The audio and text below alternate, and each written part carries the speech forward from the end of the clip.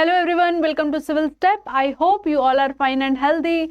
Let's start our class with most important 15 questions. First question, today's first question is, question को ध्यान से पढ़े. Fatima reasons you should be honest because then your parents would be proud of you. आपको honest होना चाहिए और आपके parents आप पे proud feel करेंगे. In which stage Lawrence Kohlberg's theory of moral reasoning does Fatima comes under? ठीक है, आप क्वेश्चन को थोड़ा ध्यान से पढ़े. Your parents would be proud of you. ठीक है, जब आपको ये एहसास दिलाना है कि आपके पेरेंट्स आप पे गर्व महसूस करें, तो लॉरेंस कोहलबर्ग की जो थ्योरी है, कौन सा स्टेज है, कौन सा लेवल है, आपको बताना है. सोशल कॉन्ट्रैक्ट ओरिएंटेशन बोलेंगे इसको. Law and order, law and order तो इसमें कुछ भी नहीं है, सोशल कॉन्ट्रैक्शन भी नहीं है, सोशल कॉन्ट्रैक्ट भी नहीं है. ठीक है, गुड बॉय गुड गर्ल या पनिशमेंट ओबीडियंस, यहाँ पर ऑनेस्ट होने से आपको एप्रिसिएशन मिल रही है, means good boy good girl orientation. ठीक है, लॉरेंस कोहलबर्ग की थ्योरी हमें पता है 3 लेवल्स हैं, 3 लेवल्स एंड 6 स्टेजेस हैं, राइट. तो ये कौन सी स्टेज है? ये है सेकंड स्टेज और third level, that is good boy good girl. ठीक है, जहां पर हमें अप्रूवल चाहिए कि कोई हमें ऑनेस्ट बोले, हमें अप्रिशिएट करे, राइट. तो that is the second level, that is conventional level, and third stage that is good boy good girl orientation, right. Next question, which of the following does not characterise inclusion? Inclusion means inclusive education, right. कौन सा characteristics नहीं है? Question को ध्यान से पढ़ना है. Not, okay. Welcoming and celebrating diversity, ये तो पॉजिटिव बात है. ठीक है.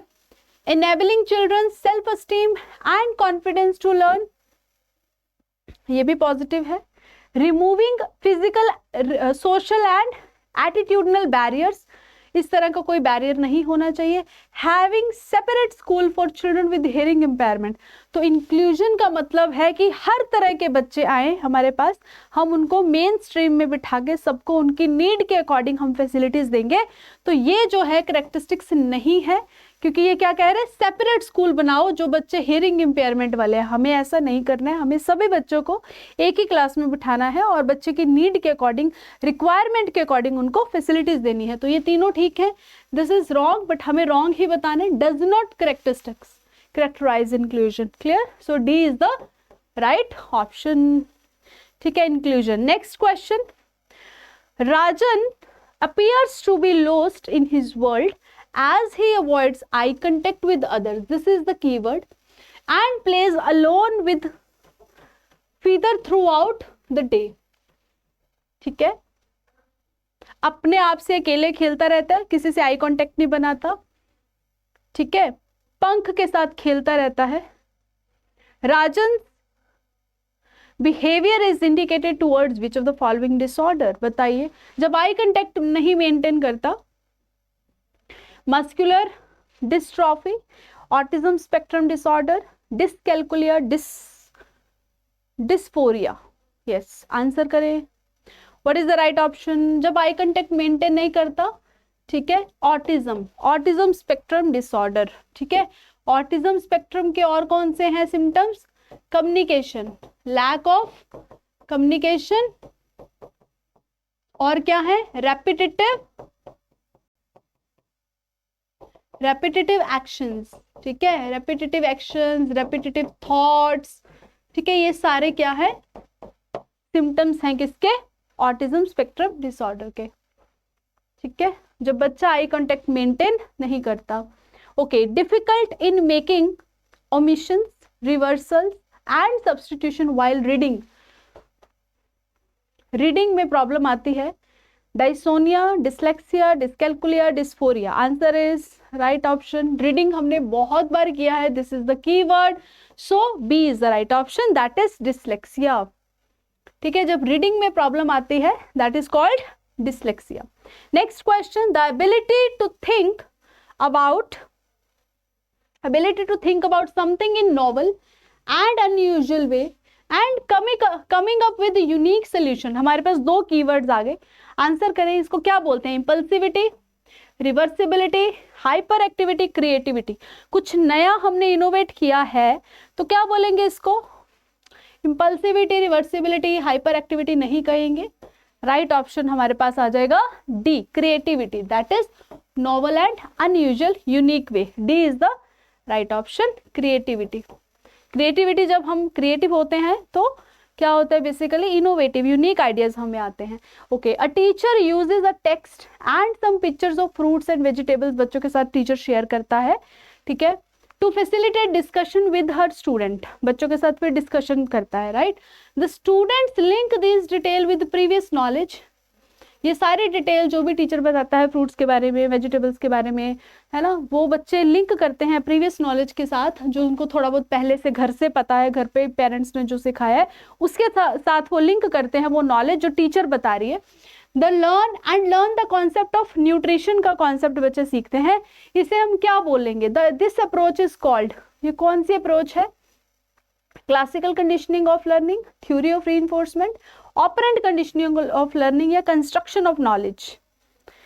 यहाँ पर क्या हो रहा है? प्रीवियस नॉलेज को यूज करके आप नई नॉलेज सीख रहे हो, that is construction of knowledge, construction of knowledge. ये तीनों नहीं है क्योंकि आपको ऑलरेडी चीजें कुछ पता है, उसके साथ लिंक करके आप कुछ नया क्रिएट कर रहे हो, नई चीज सीख रहे हो, that is construction of knowledge. D is the right option, ठीक है, आप कुछ नई चीजें जब सीखते हो। Okay, Srija strongly believes that she will fail in upcoming maths test, उसको लगता है strongly कि वो मैथ्स टेस्ट में फेल हो जाएगी, just like the previous time, जैसे वो पहले हुई थी, and stopped exerting effort in the subject, तो इतना ज़्यादा क्या करती है? बहुत ज़्यादा स्टॉप एक्सर्टिंग एफर्ट, अपने एफर्ट्स लगाना बंद कर देती है। Also her teacher holds low expectation of her, teacher को भी कोई एक्सपेक्टेशन नहीं है उस पर, तो सारी जगह से उसको लो सेल्फ स्टीम मिली, अल्टीमेटली कॉन्फिडेंस लेवल एकदम लो हो गया। बताओ वो कौन सी सिचुएशन में है? लेजी है and someone who make excuses बना रही है, और एक्सपीरियंसिंग लर्निंग हेल्पलेसनेस, एकदम वो जैसे उसके साथ कोई है ही नहीं, कुछ है ही नहीं, वर्थलेस फील कर रही है। प्रोन टू एस्केपिज्म, बचना चाहती है टेस्ट से। रैशनल डिसीजन मेकर, रैशनल तो बिल्कुल नहीं है, रैशनल होती तो स्टॉप नहीं करती अपने एफर्ट्स, उसने अपने एफर्ट्स भी स्टॉप कर दिए, उसको बिलीव भी है कि मैं फेल हो जाऊंगी जैसी कि वो पहले हुई थी, उसके टीचर को भी उससे लो एक्सपेक्टेशन है, तो सब नेगेटिव नेगेटिव नेगेटिव हो गया। इट मीन्स वो क्या फील कर रही है? एक्सपीरियंसिंग लर्नड हेल्पलेसनेस, कि अब कुछ नहीं हो सकता, अब तो मैं फेल हो जाऊंगी, उसको ऐसे लगता है, राइट। नेक्स्ट है, ठीक है, टीचर को भी क्या है? एक्सपेक्टेशन लो है। In a beats class children participate in a wide range of challenging activities along with the teacher and peers to jointly construct knowledge.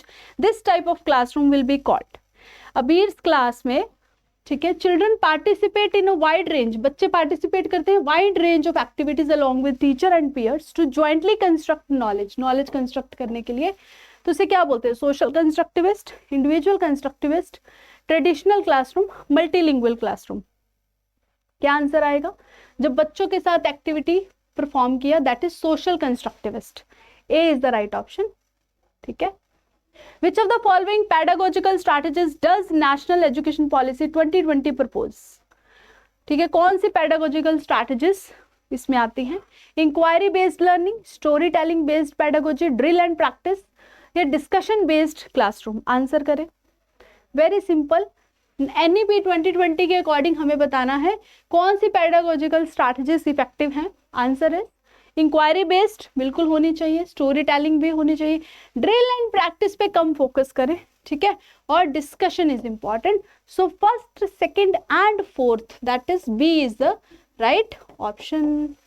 Clear, ठीक है, inquiry based learning should be important according to NEP 2020. Yes, referring to similar problems to arrive at the solution for given problems is referred to as। देखो इसमें एक ना hint है, अगर paper में आता है ना सिमिलर, मतलब सिमिलर, यहाँ पर रेफरिंग टू सिमिलर प्रॉब्लम, मतलब यहाँ पर जब कंपैरिजन की बात हो रही है ना, जहां भी कंपैरिजन की बात हो, इट मीन्स क्या हो रहा है? Analogy, hypothesis testing, mnemonics, mean and analysis. क्या कर रहे हैं हम यहाँ पर? एनालॉजी, एनालॉजी, एनालॉजी हमेशा आंसर आता है, ठीक है। जब भी कंपैरिजन लिखा हो ना, similar to this, as compare to this, तो मतलब आंसर हमेशा एनालॉजी आता है, ठीक है। हाइपोथेसिस टेस्टिंग, हाइपोथेसिस बनाना, एज्यूम करके कोई चीज फिर स्टार्ट करना। निमोनिक मतलब पहला पहला वर्ड किसी लिस्ट का ले लिया, उसको हमने निमोनिक, जैसे कि रेनबो के जो कलर्स हैं उसका हम पहला पहला वर्ड्स लर्न करने के लिए सारे कलर्स को विबग्योर बोल देते हैं। मीन एंड एनालिसिस, कोई चीज स्टार्ट की और उसको एंड तक करके उसका एनालिसिस किया, मीन एंड एनालिसिस, ठीक है। तो कंपेयरिंग जहां करते हैं वहां क्या होती है, analogy. Concept maps help in facilitating understanding of concept bye. Concept map, एक होता है माइंड मैप, याद रखना है इस चीज को, एक होता है माइंड मैप, एक होता है कॉन्सेप्ट मैप, ठीक है, दोनों में डिफरेंस है। तो कहते हैं कॉन्सेप्ट मैपिंग जो है ना वो फैसिलिटेट करती है हमें क्या अंडरस्टैंड करने में, सिंथेसाइज ऑर्गेनाइज, सिंथेसाइज करने में, मतलब चीजों को इंटीग्रेट करने में, सिंथेसाइज करने में, ऑर्गेनाइज करने में इंफॉर्मेशन को। रिमूविंग सब कॉन्सेप्ट, ये नेगेटिव है। बाय डिस्कनेक्टिंग इंफॉर्मेशन, ये भी डिस्कनेक्ट नहीं, मैप बन रहा है तो हम कहीं ना कहीं कनेक्शन फील करते हैं, अभी इसका पिक्चर देखोगे आपको क्लियर हो जाएगा। Putting over emphasis on recall, नहीं, ऐसा नहीं है। कॉन्सेप्ट मैपिंग क्या है बेसिकली, अच्छा A is the right option, that is synthesis and organising information, जैसे कि इसको बोलते हैं कॉन्सेप्ट मैपिंग, और एक होती है माइंड मैपिंग, दोनों में डिफरेंस है। कॉन्सेप्ट मैपिंग में हम हायरार्की बनाते हैं, ऊपर से नीचे तक क्या होते हैं, पार्ट्स होते हैं, जैसे ये कॉन्सेप्ट मैप है, इसका ये पार्ट है, इसका एक और पार्ट है, फिर आगे इसका ये पार्ट है, ऐसे हायरार्की बनती है, ठीक है, इसको बोलते हैं कॉन्सेप्ट मैपिंग, ऊपर से नीचे हायरार्की बनती है। माइंड मैपिंग क्या होता है, एक सिंगल कॉन्सेप्ट होता है, उसके आगे पार्ट्स होते हैं बस, इसको माइंड मैपिंग बोलते हैं, ठीक है। जैसे कि planning, collaboration, creativity, productivity, analysis, सभी इसका पार्ट है, और इसमें ऊपर से लेके नीचे तक और ब्रांचेस बनती हैं, दैट इज कॉन्सेप्ट मैपिंग, भूलना नहीं है, ये बहुत इंपॉर्टेंट है, ठीक है। Next question, it is very very important for a teacher to have the ability to put herself in students place and feel what they feel, है ना। टीचर जो है वो, उसमें ये एबिलिटी होनी चाहिए कि बच्चा क्या फील कर रहा है टीचर भी वैसा फील करे। जब हम ऐसा करते हैं उसे क्या बोलते हैं बताइए, sympathy, empathy, apathy, guilt. Apathy means उदासीनता, उदास होना, और गिल्ट मतलब अपने आप को दोष देना, ठीक है। एम्पैथी, सिंपैथी, सहानुभूति देना, एम्पैथी, एम्पैथी भी सहानुभूति का पार्ट है, but empathy is different. Empathy क्या है देख लेते हैं, आंसर है हमारे पास एम्पैथी, ठीक है, जब हम दूसरे की फीलिंग को समझ के वही चीज फील करते हैं। फॉर एग्जाम्पल, सिंपैथी क्या है, I am sorry that must hurt, किसी को ऊपर ऊपर से सहानुभूति देना। होंगे आपके ऐसे कुछ रिश्तेदार, कुछ ऐसे फ्रेंड्स जो ऊपर ऊपर से बोलते हैं कि हाँ हाँ कोई ना, सब ठीक हो जाएगा, अंदर से किसी को कोई फर्क नहीं पड़ रहा होता, दैट इज सिंपैथी, ठीक है, ऊपर ऊपर से सहानुभूति देना। एम्पैथी, आपके कुछ गिने चुने 2-3 ऐसे कुछ फ्रेंड्स होंगे, ठीक है, जो आपके साथ एम्पैथेटिक होते हैं, हमारे ऐसे ही जो हमारे कोई रिश्तेदार में से कोई हो सकता है, कोई फ्रेंड हो सकता है, जो आपकी फीलिंग को एक्चुअल में फील करते हैं और आपको अंडरस्टैंड कर, आपके दुख में शामिल होकर उसको एक्चुअल में फील करते हैं और आपको सोल्यूशन भी देते हैं, और क्या, एम्पैथेटिक फील करते हैं, ठीक है, कोई ना कोई हल निकालने की कोशिश करते हैं और कहते हैं कि आई एम विद यू, ठीक है, और वो एक्चुअल में दिल से आपके साथ होते हैं, क्लियर है, एक्चुअल में दिल से आपके साथ होते हैं, that is empathy, that is empathy. Sympathy मतलब ऊपर ऊपर से सहानुभूति देना, ठीक है। Next question, in A situation when outcome is uncertain but focus is on failure, outcome का कुछ पता नहीं है, जैसे मान लो आप ये पेपर की तैयारी कर रहे हो, आपको भी कुछ नहीं पता आउटकम क्या है, बट आपके अंदर एक ही चीज चल रही है कि पता नहीं होएगा कि नहीं क्लियर, पता नहीं होगा कि नहीं, ना हुआ तो क्या हो जाएगा, ओ माय गॉड, ये सारी चीजें चल रही है। तो व्हाट इज दिस, अभी कोई चीज हुई नहीं है, आप उसके बारे में ऐसे सोच सोच के परेशान हो रहे हो, तो what is that, child, a child is likely to experience, अगर कोई बच्चा इस तरह से कर रहा है कि अनसर्टेन है, अभी चीजें कुछ पता नहीं है, बट फिर भी वो क्या फील कर रहा है, फेलियर फील कर रहा है। बताओ, इसको बोर्डम बोलेंगे, anxiety, anger, shame, what is the right option, very easy, anxiety, very good. Anxiety मतलब, anxiety is fear of future, ठीक है, अभी कोई चीज हुई नहीं है उसकी चिंता करना, that is anxiety, clear, anxiety, exam से पहले एंग्जाइटी, पता नहीं होगा कि नहीं होगा, है ना, ये चीजें, okay. Which of the following strategy will not enhance the quality of teaching learning process, will not enhance, जो नहीं करती, बताओ, using multiple means to represent information, ये तो करना चाहिए कि बच्चों को अगर कुछ सिखा रहे हो तो मल्टीपल मीन्स यूज कर सकते हैं। Giving multiple options to express the opinion, ठीक है, giving multiple options to express the opinion, multiple options express करना, ये भी करना है। Applying multiple ways to assess the learning, ठीक है, multiple ways to assess the learning, ये भी करना चाहिए। Using multiple ways to label, labeling नहीं यहाँ हमने करनी, ठीक है, तो मतलब D is the right option, will not enhance.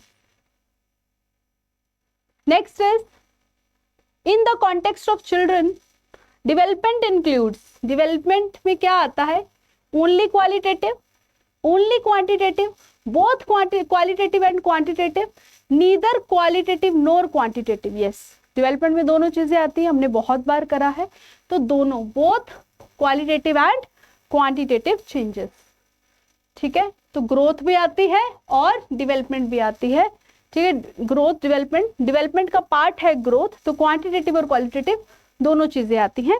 तो ये थे हमारे 15 क्वेश्चन, आई होप आप सबको क्लियर हो गया होगा।